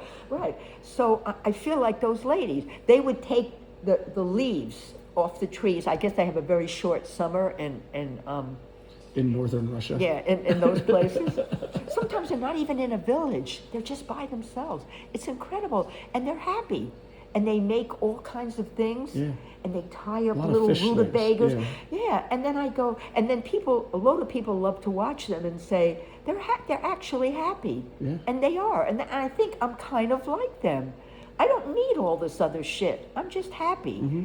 But that's so when they should have somebody film you, and then you'll make $1 million. Just say, look at this crazy lady, lives by herself. But this is the worst part, is everybody has to let everybody know about everything. So now Cheer Denise is, putting these shorts in, and this is what I hate too. They show like Candace Owens too, they show these expressions on their face. Like that. Like, what are you doing? So Mindy was telling me how they're obsessed with watching Robert Irwin, Steve Irwin, his son. Yeah. He's now on Dancing with the Stars, right? So she said, oh, we're like addicted to it. So she says, we'll record it, you can watch it on DirecTV, because I'm still on their DirecTV. So I said, you don't have to. I can just watch it on YouTube. And I'm amazed what an incredible dancer is. But I noticed he was making lots of faces, That's to be what you're happy. supposed to do when you dance. And I did notice, I think the dancers are shorter, but the professionals he's with, the girl, if he doesn't fall in love with her, they're so perfect.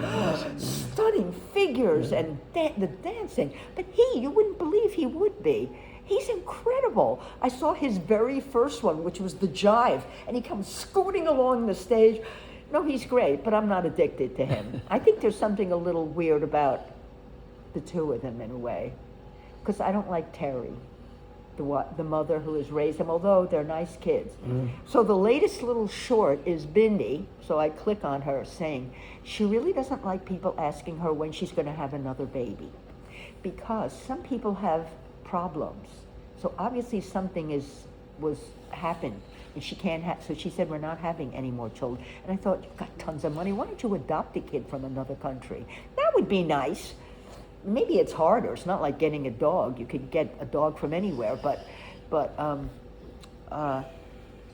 no. So wait, are you not watching any more the true crime stuff? The true crime stuff, the people killing their families and stuff like that? Oh no, I still do sometimes. Because my friend Scott Brody, you met, he owns the camp in yes, Massachusetts yeah. with me. Did he murder somebody? No, one of his friends runs the podcast Familicide.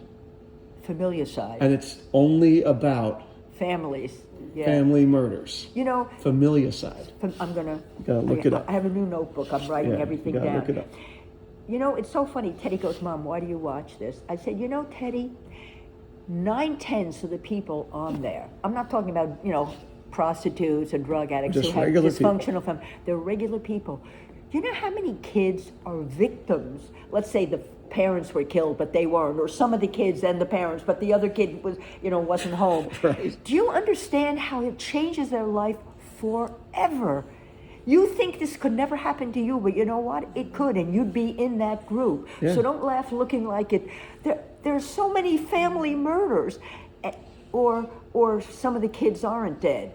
So the biggest one now is this Ellen Greenberg, especially when it's Jewish people. It's just very bizarre. So she was a Philadelphia school teacher, and this happened maybe in 2016. Ellen Greenberg? Ellen Greenberg. Tons of podcasts. I don't know anything about it. I live all over the outside world. of Philadelphia. So listen. So she was a first grade teacher in Philadelphia. Loved her job. She was engaged to be married to Sam Goldman, that bastard, who's living a life even though he killed her. So you don't think, you just don't think. Jewish people, they don't do that kind of thing. So, but they do. So apparently she they'd sent the wedding invitations out, and she's this beautiful Jewish girl, the shiny black hair, perfect makeup, beautiful figure, just from these. I'm so happy I'm not beautiful, because all these wives who get it are gorgeous. They're always gorgeous, and they get killed. Yeah, ugly ones don't bother getting killed. So I'm glad I am the way I am. So, so she was living with her boyfriend in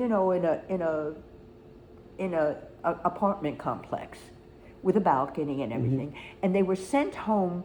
It was like January, and they were sent home because it was a bad snow day. So they ended up school early, and she was sent home. And he used to work for some producer or something in television. And he's not famous, but some backstage work or something. And but apparently she was not so happy. Although all her friends say, oh, she was very excited about getting married. But there are other ways they know she wasn't so happy. And she really wanted to go home. She wanted to go back to her parents. She was an only child. And she comes home from work, and he apparently comes home early also. And then, this is what he says. You hear his 911 call. Oh my God. If that isn't, I know you're not supposed to go by 911 calls because people are kind of crazy and either they're screaming or you can always tell a phony one. I tell you, you can tell them. And the 911 operators are so bad. Like somebody is telling them something really horrible. Like my dad is killing my 4 brothers. And they're going, yes, what's the address? They're just like, get the friggin' police there, you idiots, and stop asking stupid things. I think they have to keep them on the phone. Maybe they already are getting the police. I don't know. So he says that he comes home and he goes down to the gym in the basement of his building. He goes down in big boots. That's a little weird, right? You're going down to work out. Yeah. Unfortunately, they didn't have cameras in his hallway, but they have them in all the downstairs. So you see him waiting for the elevator to come back up and all this kind of stuff. And then he came back down and everything. And he comes up and the door is locked and he can't get in. He bangs on the door, nothing. He can't get in. So he's messaging her on his phone, because nobody yells across the door apparently. Like, let me in. You message. And he's messaging things like this. Hey, I'm really getting pissed off. Open the door. So even that, the way he did it, was a little weird. Like, why wouldn't you be worried that something was wrong, that somebody snuck up on the balcony? But of course they knew because it was snow and there wasn't one footprint or anything, right? So nobody in the balcony. But you still might think somebody in the building somehow got in. She opened the door for them or something. So he's saying, if you don't open the door like I've had it or something like that. And then he breaks the door down. This is what he says. And it's one of those latches that you could actually stick a pencil through and do it yourself. And it was weird. He says he broke the door down, but it didn't come off the door. And people have tried it a million times. And if you break the door down, it comes off. And it didn't come off, right? And he goes in and he finds her in the kitchen on the floor with her back against the cabinets like that. And she's dead. There's blood everywhere. And he says, oh, there's blood all around her head. She has like 20 stab wounds in her back, top of her back. Yeah, meanwhile, her back's against the thing. And then he's talking to 911. Meanwhile, you don't realize this, but he calls his father first and his uncle, who's a judge. Not the police. He called them first, right? And but he calls 911, and then she says, well, is she breathing? Something like, have you tried CPR? And then he says something like, do I have to? A little strange, like you would do anything. This is your fiance, right? And then he was holding his phone, and he goes over to her, and he said, oh my God, she's all bloody. There's a knife sticking out of her chest. She must have fallen on the knife. Who says that? First of all, she's on her back, not on her stomach. She's on her back, sitting like that. Yeah.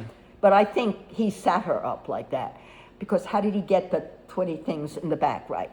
And so, anyway, the police come and take her away. And when they do the autopsy, the first person who does it says, obvious homicide. She's got 20. How do you kill yourself? Yeah. After the first one, you would probably not be able to even, maybe you would get your spinal cord, maybe. It turned out they didn't. It just nicked the sheath. But still, why would you pick that way to kill yourself? Slice your wrist, get in the bathtub. I mean, and this is what they found behind her. She was cutting fruit up. So there was cantaloupe and everything. And then the knife thing, the wooden thing with all the knives, was on its side. And this was the biggest knife. Now, first of all, wouldn't you see a 10-inch knife sticking out of her right away? No, he's on the phone for a few minutes, and then he says she must have fallen on it. Okay. Enough of this. No. No. So they say it's homicide.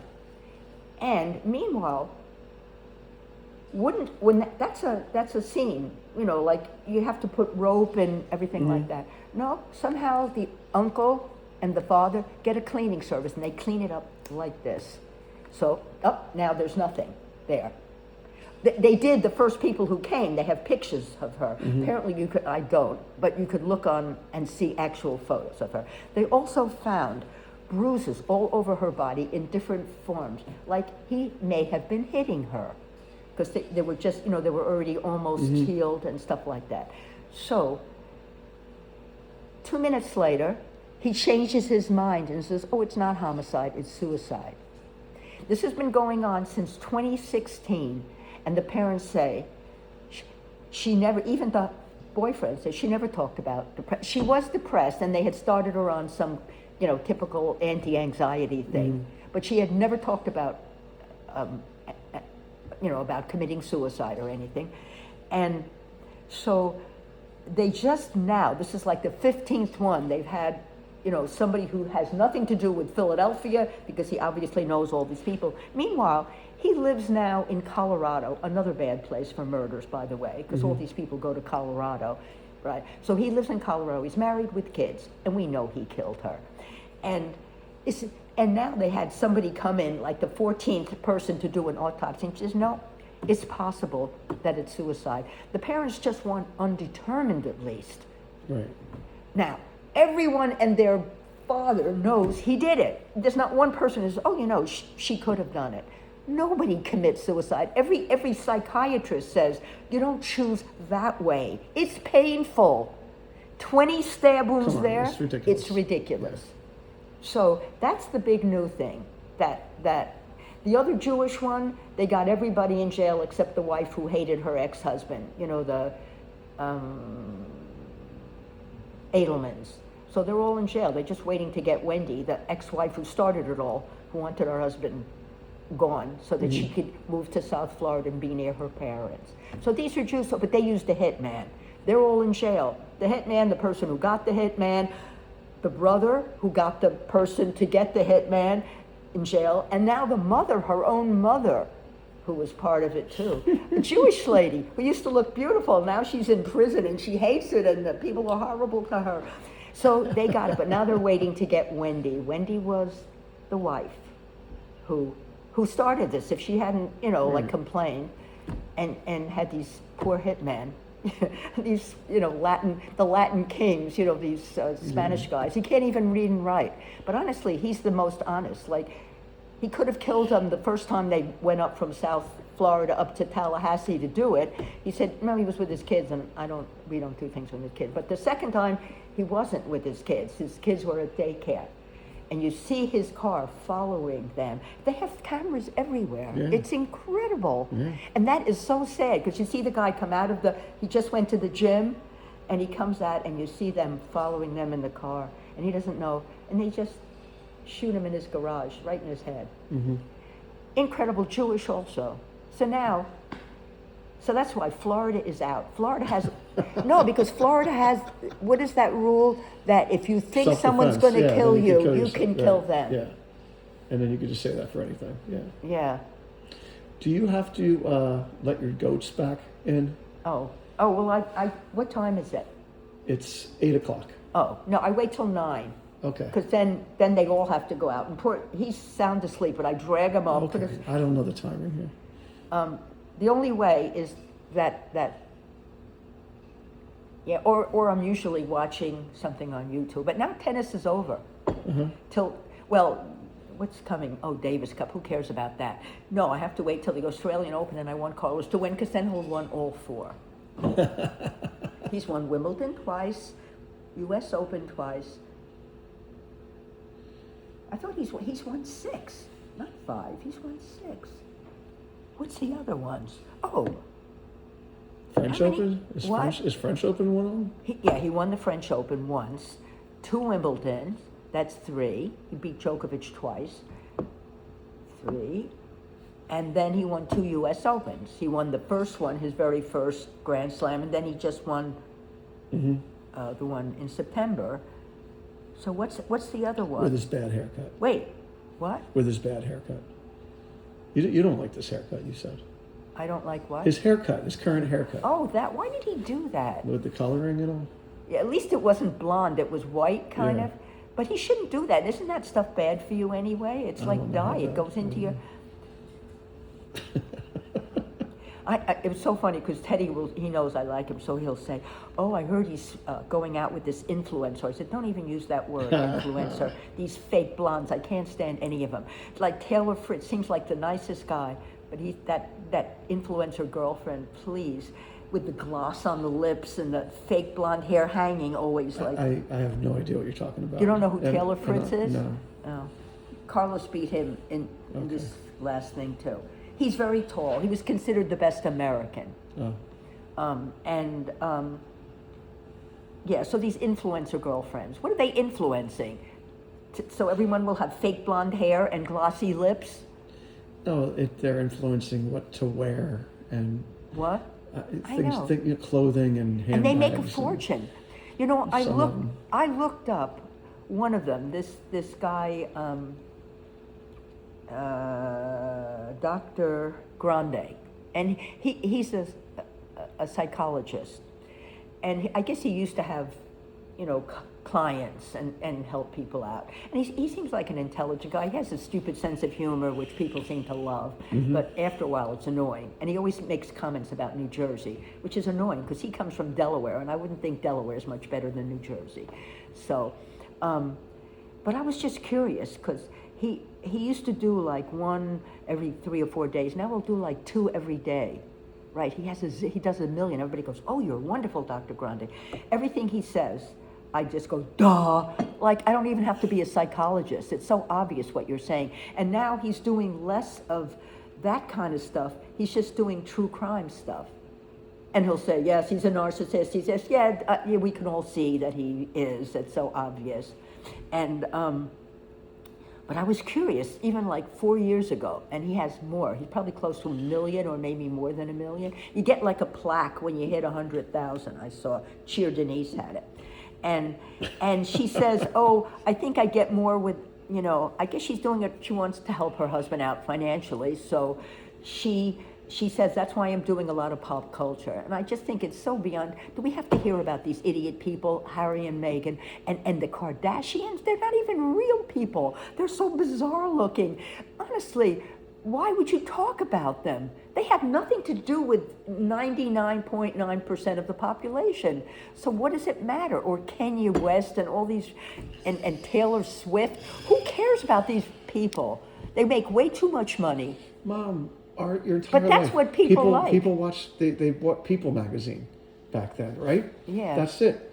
This is People magazine of this new generation. It's They're just on so TikTok depressing. and Instagram And sometimes such intelligent people do it because that's what she says. People love pop culture. Yeah. That's what they want to hear. And so I looked up this Dr. Grande. I just said, how much money does Dr. Grande, at that time, he didn't even have 100,000. Maybe he was close to it, but he was like one of the high ones. And it said that having that many subscribers, that he had, how much does he make? And it'll tell you that. And it said he makes about 180,000 a year. That's for sitting and doing, at that time, only like 10-minute video that I could put out. Mm-hmm. And yeah, but the millions and millions and millions of people on YouTube, it's the number one way that people watch videos now. It's more than, you can add up like regular TV and Netflix. I and know all they'll that say like, together. oh, you can And subscribe YouTube on is- Spotify or this or that or YouTube. But YouTube you can see. I like most of Yeah. them. I like seeing Yeah, them. no, more people do podcasts on YouTube. How many can they have before it's filled up? They just keep on buying more and more bandwidth, more space, more. But Or isn't whatever. there only so much? They're making so much money, they can. No, but isn't there only so much space in the world? No, you can it's have. not the world we're talking about. We're talking about like nothingness up there. We're talking I about know. cyberspace. It's like, how much space is in outer space. It's infinite in a way. You could just Keep on making more. because all of a buying more. sudden, like, if you stop looking at somebody, thank God you don't get them anymore. Mm-hmm. But then every once in a while they'll pop you in there, And there was a time when I was looking at these people who had like 24 children. And then, no, I couldn't get over it, but at least that guy worked. He made cakes in London. He got up at 3 a.m, you know, he was a baker. And some of his kids helped him work in the factory or whatever, the store. Bakery. Yeah. And then they, you know, you see them, then they visit Australia, and there's a lady who only has 18 kids, but she's dying to have more. So then I stopped, I said, this is crazy. And it's always the women who want it. The husbands are kind of There was an dragged article in in. the New York Times this weekend. 64-year-old lady's got like all these kids and still wants to have more. It's like crazy. Yeah. So